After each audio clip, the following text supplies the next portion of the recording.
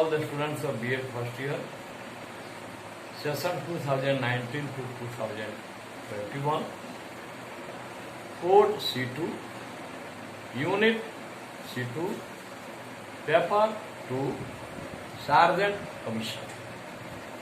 यद्यपि यह आप लोगों के सिलेबस में पढ़ने को नहीं है, फिर भी रेफरेंस के रूप में एक दिन हमने इसका तुलनात्मक थोड़ा सा रेफरेंस देते हुए इसका अध्ययन कराया था आप लोगों को। कुठारी शिक्षा आयोग के संदर्भ में आप लोगों में से कुछ लोगों का प्रस्ताव आया है कि इसको थोड़ा सा प्रकाश इस पर डाला जाए, तो मैं इसको हल्का प्रकाश डाल रहा हूं। द्वितीय विश्व युद्ध के उपरांत सर जॉन सार्जेंट की अध्यक्षता में 22 सदस्यीय समिति गठित की गई, जिसने अपना रिपोर्ट 1944 में तत्कालीन केंद्रीय शिक्षा सलाहकार समिति, जिसको अंग्रेजी में CAB सेंट्रल एडवाइजरी बोर्ड के समक्ष प्रस्तुत किया, जिसका उद्देश्य सभी भारतीयों को 40 वर्षों के अंदर अर्थात 1984 ईस्वी तक साक्षर बनाना था। जब यह रिपोर्ट प्रकाशित हुई तो भारतीय राष्ट्रवादी नेताओं ने जमकर इसकी खिल्ली उड़ाई, क्योंकि एक लंबी अवधि थी और भारतीय उतना दिन तक बर्दाश्त नहीं कर सकते थे निरक्षर रहना, क्योंकि उस समय 12% भारतीय ही साक्षर थे। साक्षर के बारे में आप लोगों को बताया गया है कि साक्षर उस व्यक्ति को कहते हैं जो अपना नाम पता लिख दे और दूसरे का लिखा हुआ नाम पता पढ़ दे, कोई व्यक्ति साक्षर, यानी अक्षर सही। आइए इसकी अनुशंसाएं क्या है। यह प्रथम शिक्षा समिति थी जिसने पूर्व प्राथमिक शिक्षा से लेकर विश्वविद्यालय स्तर तक की शिक्षा को अपने रिपोर्ट में शामिल किया। इसके पहले जितने भी आयोग थे वे इतने व्यापक रूप में शिक्षा के सभी स्तरों को अपने में शामिल नहीं किए थे। प्राथमिक शिक्षा तक था, माध्यमिक शिक्षा तक था, लेकिन इसने पूर्व प्राथमिक से पहले यानी वर्ग 1 से पहले की शिक्षा को भी इसने सम्मिलित किया। तो पूर्व प्राथमिक शिक्षा से विश्वविद्यालय तक की शिक्षा का पुनर्गठन फर्स्ट। दूसरा, 6 से 19 वर्ष आयु वर्ग के बच्चों के लिए निःशुल्क एवं अनिवार्य शिक्षा की अनुशंसा इसने की थी। तीसरा, प्राथमिक शिक्षा एवं माध्यमिक द्विस्तरीय माध्यमिक शिक्षा की अनुशंसा इसने की। प्राथमिक शिक्षा तो थी, लेकिन उसके साथ द्विस्तरीय माध्यमिक शिक्षा। प्राथमिक शिक्षा में ही एक अलग विभाग था, वह बुनियादी शिक्षा। तो इसमें प्राथमिक शिक्षा और बुनियादी शिक्षा दोनों को अपने रिपोर्ट में शामिल किया। और द्विस्तरीय माध्यमिक शिक्षा, द्विस्तरीय माध्यमिक शिक्षा मतलब एक सामान्य शिक्षा जिसमें सामान्य विषयों की पढ़ाई होगी, हिंदी, अंग्रेजी, उर्दू, संस्कृत, गणित, सामाजिक विज्ञान, विज्ञान इत्यादि विषय। और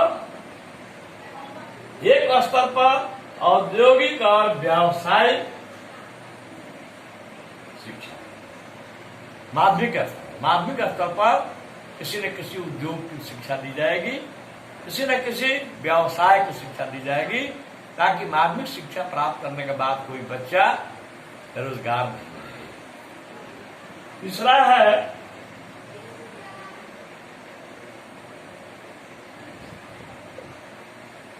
है चौथा, यूजीसी की स्थापना।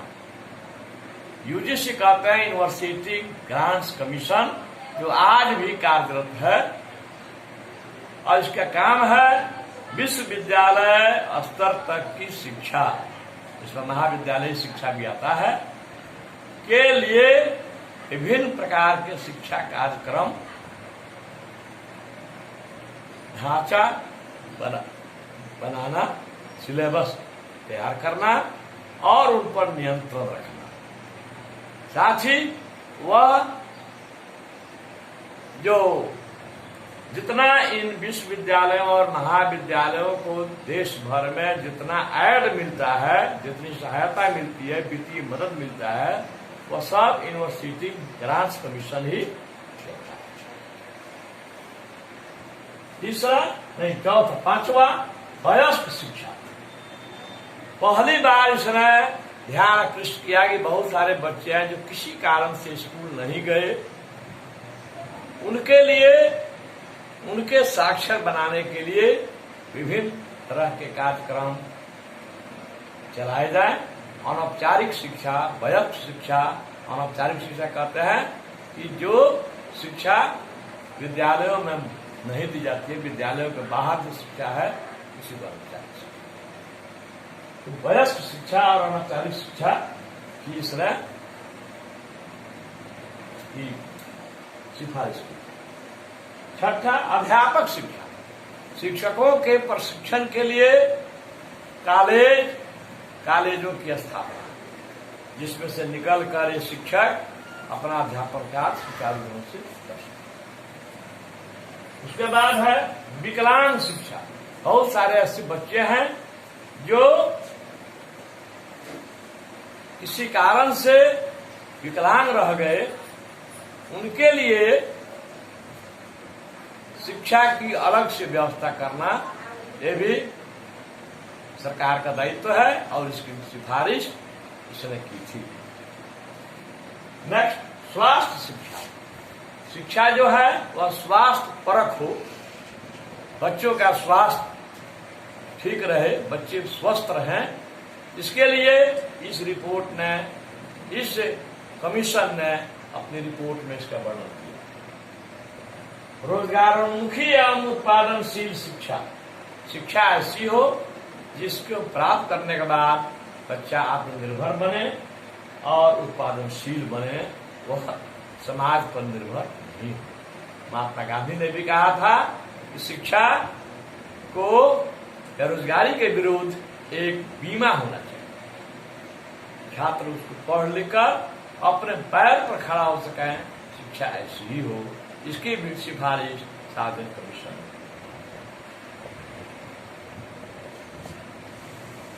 अब है कि इसमें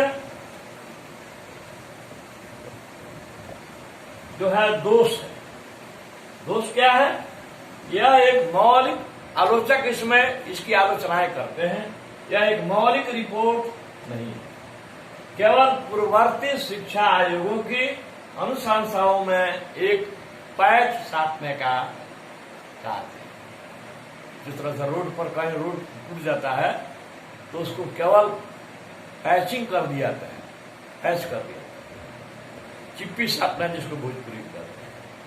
तो आलोचक इसकी आलोचना करते हैं कि यह ओरिजिनल रिपोर्ट नहीं है, केवल पूर्ववर्ती शिक्षा आयोगों के अनुशंसाओं में जहां तहां पैच साधने का। दूसरा, इंग्लैंड की शिक्षा प्रतिरूप, यह एक नकल है। इंग्लैंड में जो शिक्षा व्यवस्था है उसके मॉडल पर इसको बनाया गया है, अर्थात यह उसकी एक कॉपी है। नेक्स्ट, भारत की आवश्यकताओं और आकांक्षाओं का अनुरूप नहीं है, क्योंकि भारत और इंग्लैंड की आर्थिक, सामाजिक और राजनीतिक दशाएं बिल्कुल भिन्न भिन्न हैं।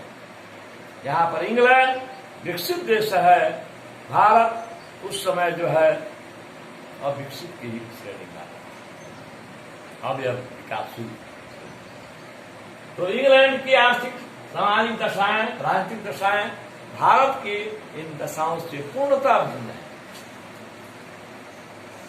अब है, फिर भी इसके कुछ शुभ परिणाम सामने आए, जैसे यूजीसी की स्थापना इसी रिपोर्ट के आलोक में सरकार को 1945-46 में करना पड़ा, यूनिवर्सिटी ग्रांट्स कमीशन। नेक्स्ट, प्राथमिक शिक्षा स्तर पर निःशुल्क मनोभाव शिक्षा की व्यवस्था इसी शिक्षा की, इसी रिपोर्ट की देन।